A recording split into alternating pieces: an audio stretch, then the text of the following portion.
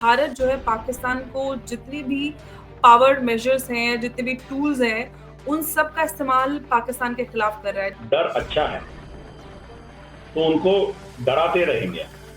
वो डर डर के हमारे आधा ऐसे ही मर जाएंगे। ये श्राद्ध पीरियड खत्म होने तक मोदी जी कुछ नहीं करेंगे, तो वो पीरियड खत्म होने के बाद वो काइनेटिक एक्शन भी होगा। तो इस बार जो है ये लंबा चलेगा और ये ऑल आउट वॉर होगा।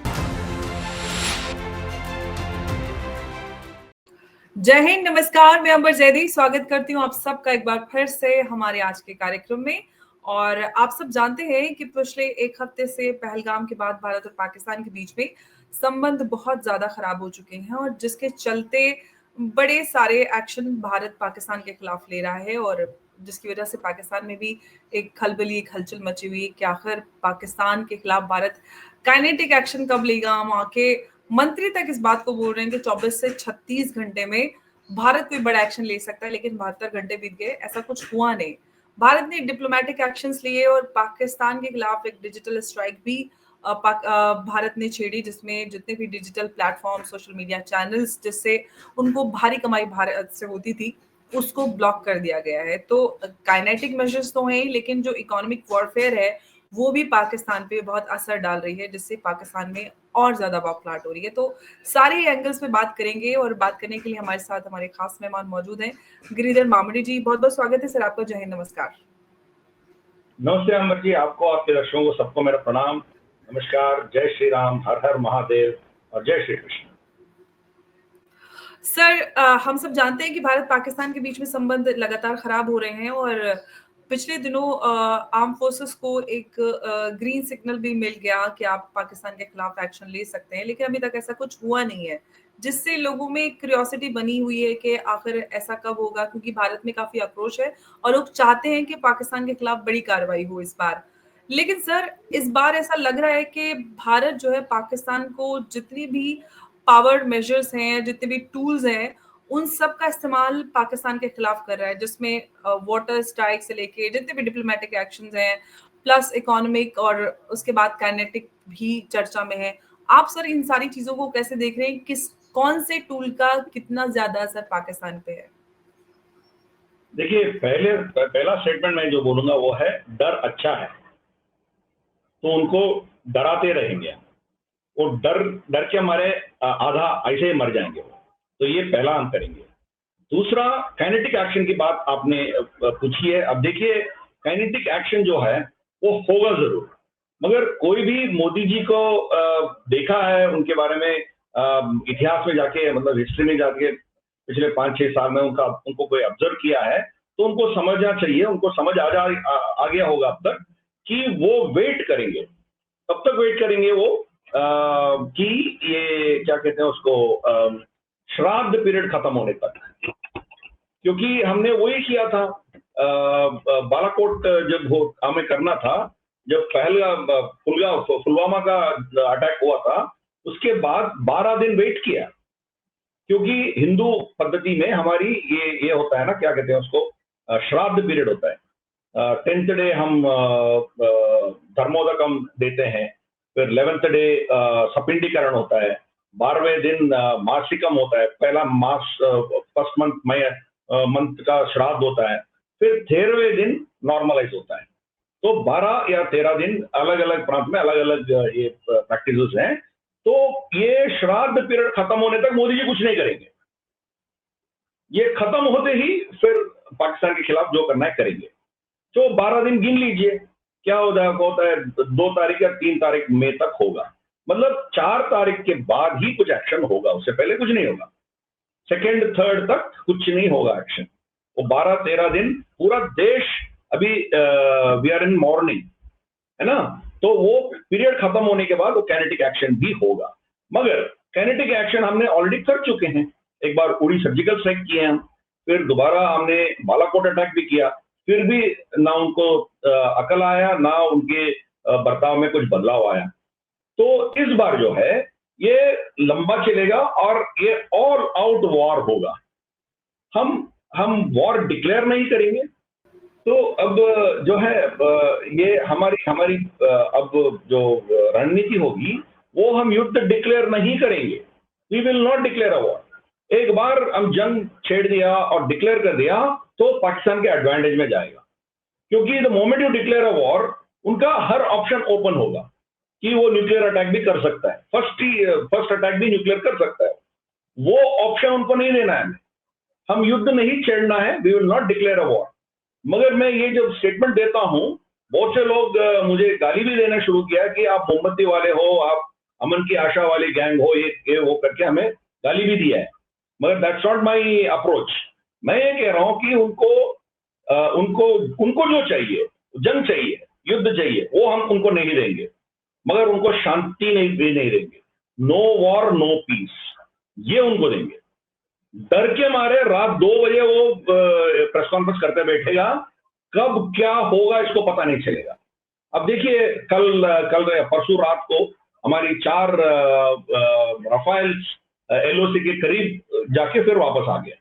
तो वो लोग ऑटोमेटिकली उनके जो फाइटर्स हैं उनको आसमान में उतारना पड़ा उनको काउंटर करने के लिए। अपने आप को बड़ा मतलब ये समझते हैं कि देखो हमने उसको डराया फिर वापस चला गया, जो भी है, बट हमारी मकसद ही वही है, उनके पास जो बचा कुचा तेल है उसको खत्म करना है हमें। जब एक्चुअली जो हम एक्शन लेंगे उनके पास तेल भी नहीं रहेगा उनके जहाज उड़ाने के लिए, ये नौबत आके उसको खड़ा करेंगे। स्क्रू जो है धीरे धीरे से हम टाइट कर रहे हैं।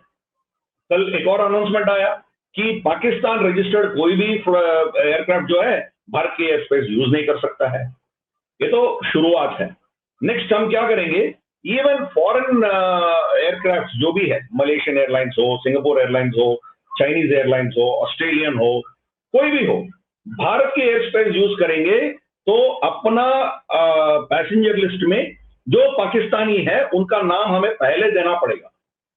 जब हमें यह पता चलेगा कि इनकी कोई वहां जा रहा है, कोई जो हम शक करते हैं इसके ऊपर, चाहे वो जिहादी हो या इनके ऑफिसर हो, फंडिंग के लिए किसी काम के लिए जा रहा हो, तो हम उस फ्लाइट को परमिशन नहीं देंगे। तो ये है, तो मतलब we will increase the cost of Pakistan, धीरे धीरे से करेंगे। और नेवल ब्लॉकेड, हम नेवल ब्लॉकेड डिक्लेयर नहीं करेंगे, क्योंकि पाकिस्तान का 4 रेड लाइन्स है। एक, उनका पानी बंद करेगा तो न्यूक्लियर अटैक करेगा। दूसरा, हम कराची पोर्ट को हम ब्लॉकेड करेगा तो न्यूक्लियर अटैक कर सकता है।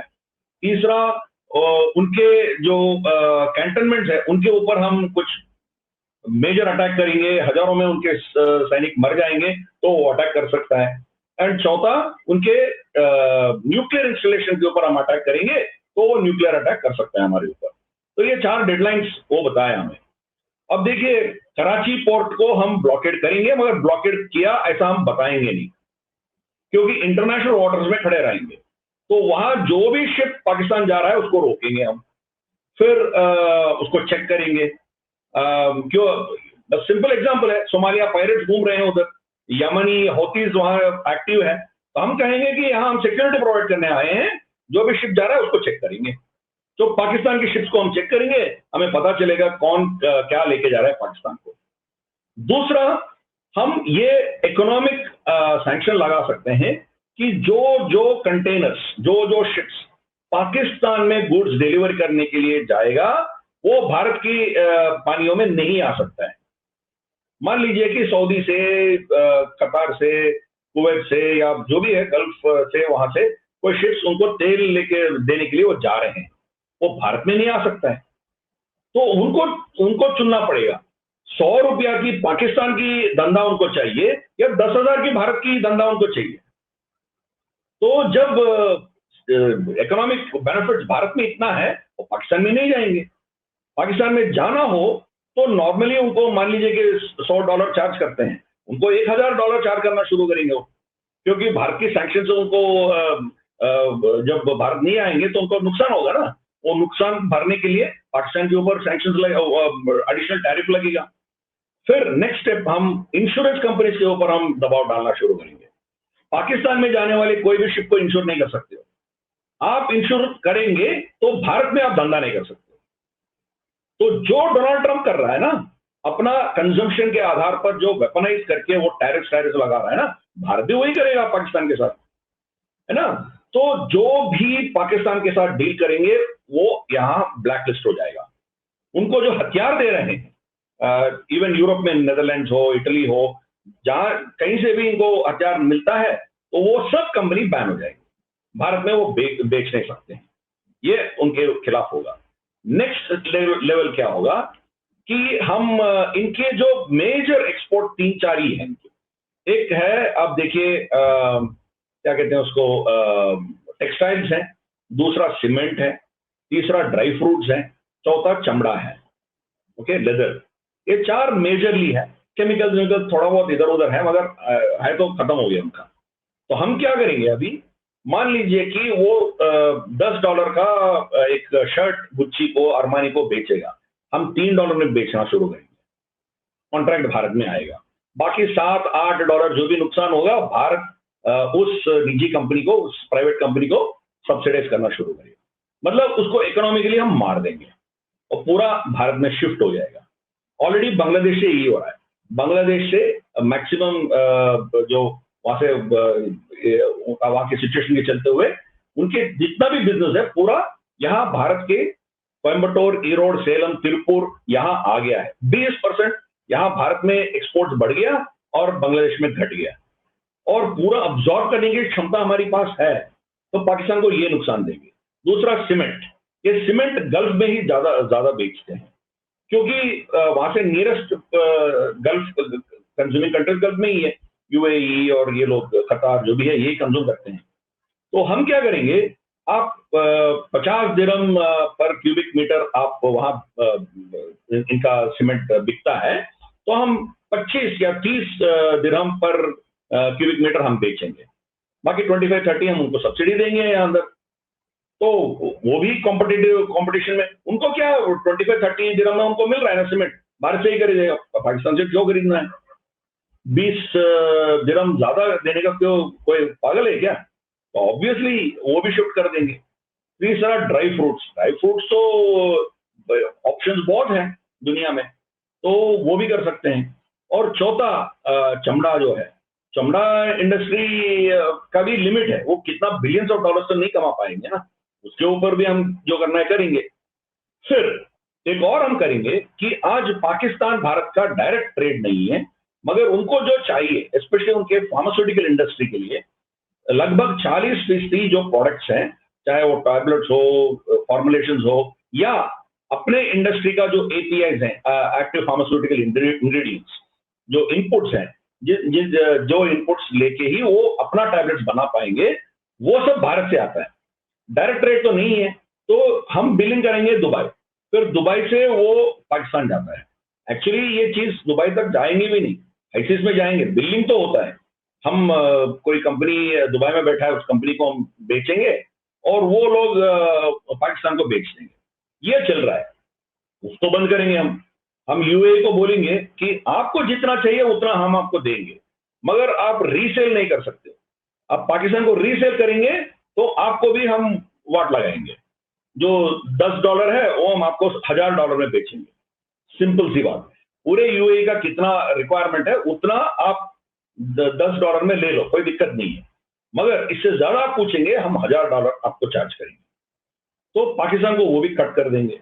कुत्ते और सांप की, बिच्छू और इनके दवाई भी उनको नसीब नहीं करेंगे, नसीब नहीं होने देंगे। तो we will tighten them up in every single way, उनको हर जगह उनको खत्म कर देंगे। ये हम करेंगे।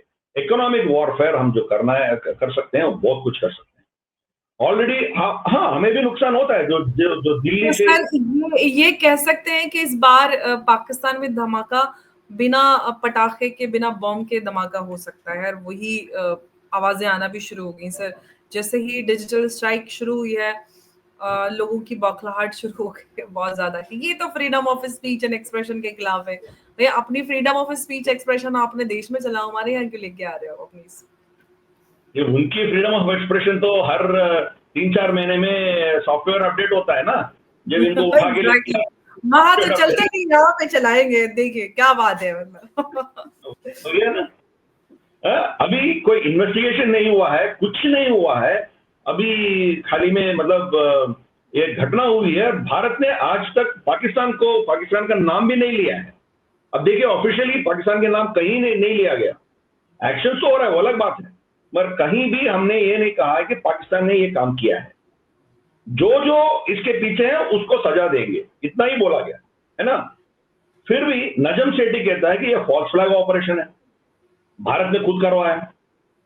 तो जब इतना बकवास आप लोग बोलते रहते हो तो आपको भारत की ऑडियंस से ही आपका धंधा चलता है ना। एब्सोल्युटली मैक्सिमम पाकिस्तानी जो भी यूट्यूबर्स हैं या सोशल मीडिया है, उनका धंधा तो ऑडियंस भारत में है ना। जब भारत की ऑडियंस बंद हो जाएंगे तो आप ठिकाने पे आ जाएंगे। तो आपका सॉफ्टवेयर हम भी अपडेट कर सकते हैं भाई। वो ऐसा नहीं है कि बस ऐसे ही कर सकता है, आपके बड़े भाई लोग ही कर सकते हैं, हम भी कर सकते हैं। हम बड़े भाई के बाप हैं, हम भी कर सकते हैं। तो हर एंगल से उनको हम तबाह करेंगे और इकोनॉमिक दर्द इतना देंगे वो झेल नहीं पाएंगे। और जो काइनेटिक ऑपरेशंस भी होंगे, जितना मैं समझ पा रहा हूं, जितना मैं अंदाज लगा पा रहा हूं, पहला तो इन तीनों के ऊपर टारगेट जरूर होगा, हफीज सईद, मसूद अजहर और दाऊद इब्राहिम। ये तीनों टारगेट में रहेंगे। हमारी इंटेलिजेंस के आधार पर, मतलब इनके हमारी जो भी स्पाई नेत्रा, हमारी जो एवैक्स है या हमारी सैटेलाइट्स हैं, हमारी ड्रोन्स हैं, हमारी जो लोकल ह्यूमन इंटेल है, सब मिला के जब वी आर श्योर दैट ये लोग कहाँ छुपे हुए हैं हमें पता चलता है, तो that will be the first target. वो तो होगा ही होगा। नेक्स्ट वी विल टारगेट क्या कहते हैं उसको, पाकिस्तान आर्मी और आईएसआई की अपने निजी प्रॉपर्टीज के ऊपर, निजी संपत्ति के ऊपर टारगेट होगा। तो शायद बहरिया टॉम में हो सकता है या पता नहीं क्या होगा। इनके बीवियां, इनके बच्चे, ये मैकडोनाल्ड्स और केएफसी जाने के लिए डरना पड़ेगा। घर से बाहर निकलने के 10 बार सोचने का नौबत आके उनको खड़ा करेंगे। तो our targets will be now Pakistan army and ISI.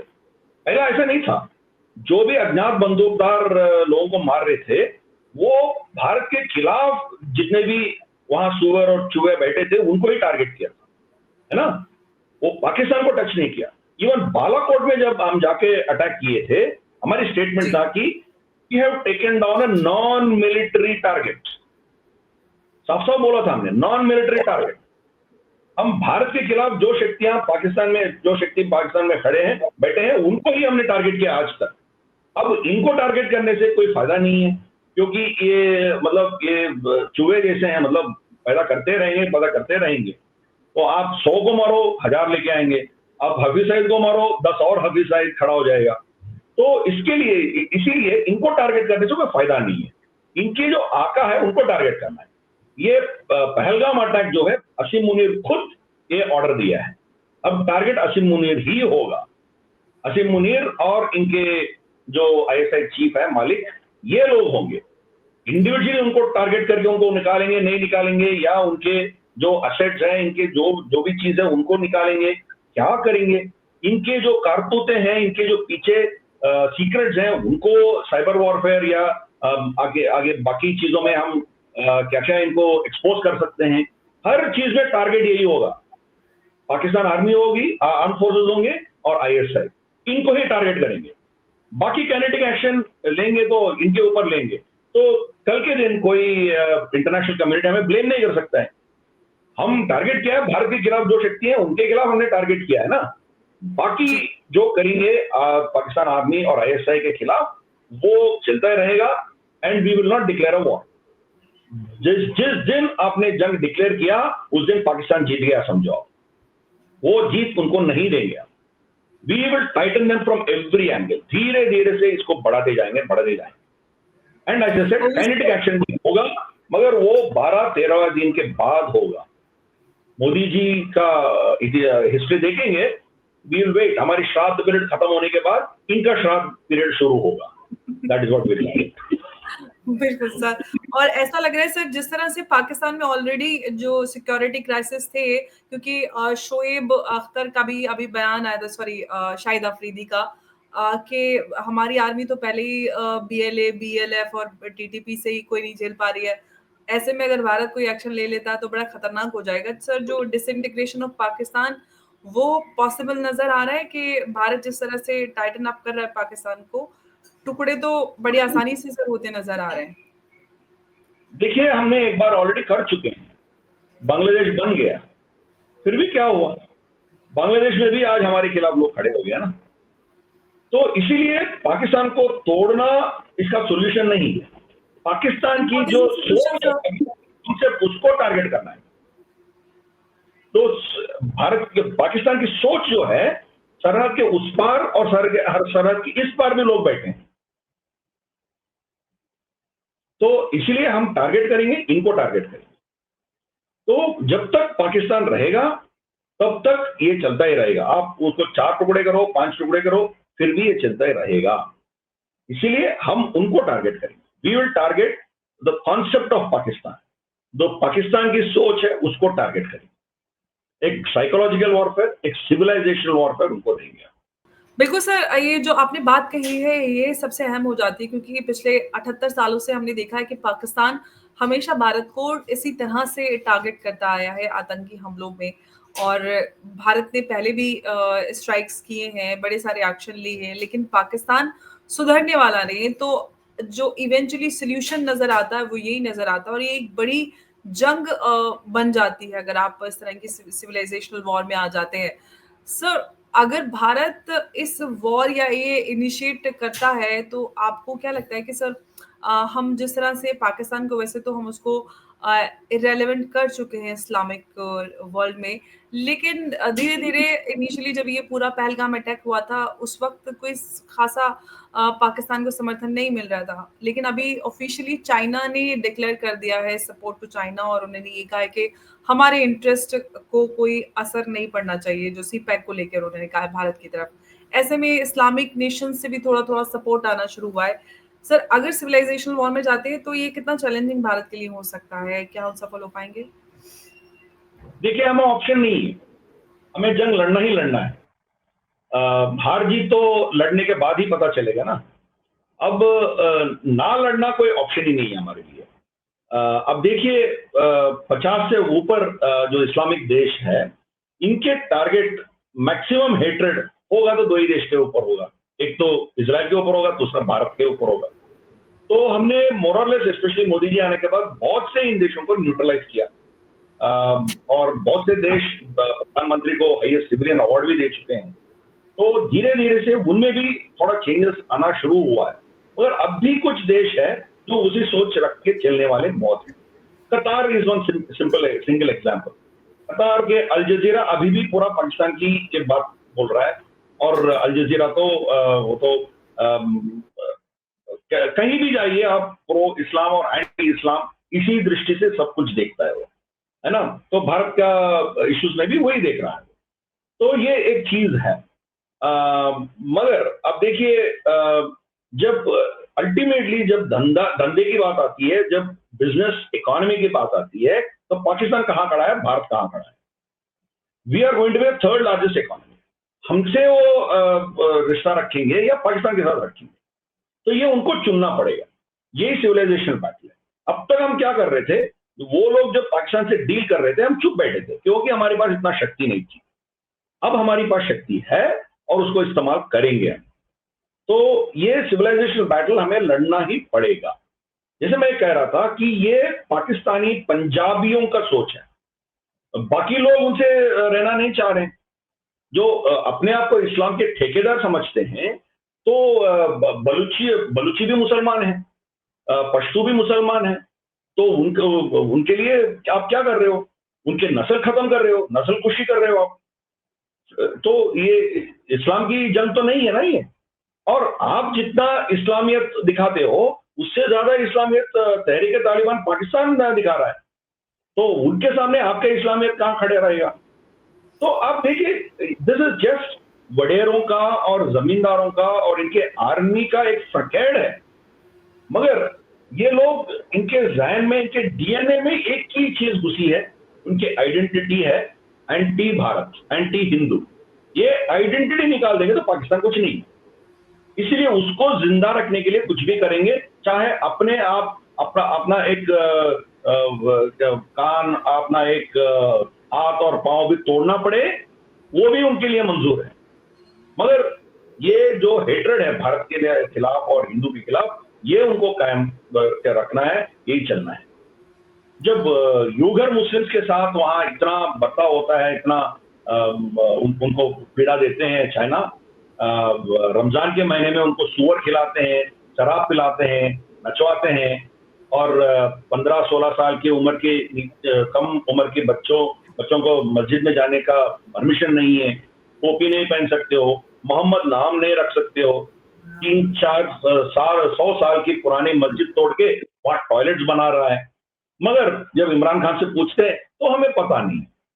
मगर यहाँ भारत में 24 छोटी गांव में तो कोई मुसलमान मरता है, कोई निजी इश्यूज में भी वो उसका बात उछलता है। तो उनका फोकस सिर्फ और सिर्फ भारत के मुसलमान के ऊपर है। बाकी मुसलमान दुनिया में कहीं भी कुछ भी करें, कोई पीड़ा सहे, उसे कोई लेना देना नहीं। तो ये एक ढोंगी हिपोक्रेटिक स्टेट है पाकिस्तान। कितने दिन जिएगा? अब देखिए, हमारी और मेरी और हमारी उम्र जो है 70-80 साल, 90 साल, 100 साल भी मान के चलिए, मगर देश की उम्र जो है वो ज्यादा होता है, 200-300 साल भी हो सकते हैं। मगर कभी ना कभी कोई भी देश, अब दुनिया के हिस्ट्री में जाके देखेंगे, कंटिन्यूसली कोई भी देश एक बाउंड्री में, एक शासन के अंदर कभी नहीं रही है, वो बदलते रहता है। तो जब उनका जो नैरेटिव अल्टीमेटली वो एक स्तर पर आएगा तो अपने आप कोलैप्स हो जाएगा। हमारी भारत में खूबियां हैं कि हमारे यहाँ बहुत से रजवाड़े और क्या कहते हैं उसको, गणराज्य और महाजनपदा, ये सब थे हमारे। ऑलमोस्ट 500-600 रियासत थे जब ब्रिटिश छोड़ के चले गए थे। मगर सबको मिला के भारत ही बोलते थे। हम ये नहीं कहते थे कि हम कोई और देश जा रहे हैं, कश्मीर देश में जा रहे हैं या काशी देश में जा रहे हैं, ऐसे कभी नहीं बोला है ना। जिनको यात्रा में जाना हो तो वो नहीं कहा कि हम चेराप देश में जा रहे हैं रामेश्वरम दर्शन करने के लिए, है ना। तो ये हम अलग अलग राज्य, अलग अलग प्रिंसिपैलिटीज होंगे, अलग अलग लीगल एंटिटीज होंगे, फिर सबको इकट्ठा करके भारत नाम से हम चले थे। लीगली हम डिफरेंट थे, बट हम क्या कहते हैं उसको, एक अखंड भारत का हमें सोच थी, है ना। तो we are not western defined boundaries. West हमारी मॉडल अपनाना शुरू किया है। यहाँ भारत को छोड़ने के बाद 50 साल के बाद यूरोपियन यूनियन बना है, जहां कोई भी कहीं भी जा सकता है ना। तो हमारी model it's an ancient model, we are civilisation. इसलिए सिविलाइजेशन बैटल्स, जब वो जंग होगी, सांस्कृतिक जंग होगी, उसमें जीतेंगे हम। भाषा अलग हो सकते हैं, हमारी उठना बैठना, खाना पीना, कपड़े, सब कुछ अलग हो सकते हैं, मगर सब में एक ही अवधारणा है, हम भारत हैं। ये चीज जो है ये हमें इकट्ठा रखती है। तो इसलिए वो उस दिशा से हम ये जंग लड़ना ही लड़ना है, क्योंकि इनके खिलाफ, इनके घृणा और इनके हेट्रेड के चलते हुए ही पाकिस्तान खड़ा हुआ है। इसीलिए उसको हराना बहुत जरूरी है। जब तक वो सोच है तब तक ये चलता ही रहेगा। और वो न्यूक्लियर पावर नहीं होता तो we wouldn't have cared for it. वो न्यूक्लियर पावर है, तो उनका वो हथियार भी उनसे छीनना पड़ेगा हमें। जब तक उनको निहत्ते नहीं करेंगे, जब तक इनका हथियार उनके हाथ में रहेगा, तब तक हमें ये प्रॉब्लम्स रहेंगे।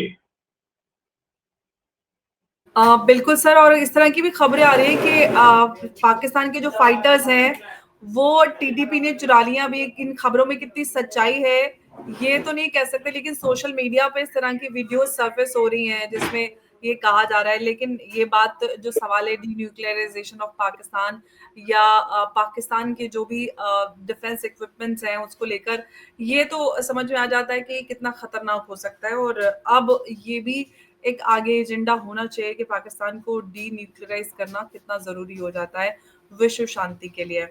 और सर, आपका बहुत बहुत धन्यवाद हमारे साथ आज की इस चर्चा में जुड़ने के लिए। नमस्कार, जय हिंद, जय भारत। नमस्ते। Thank you.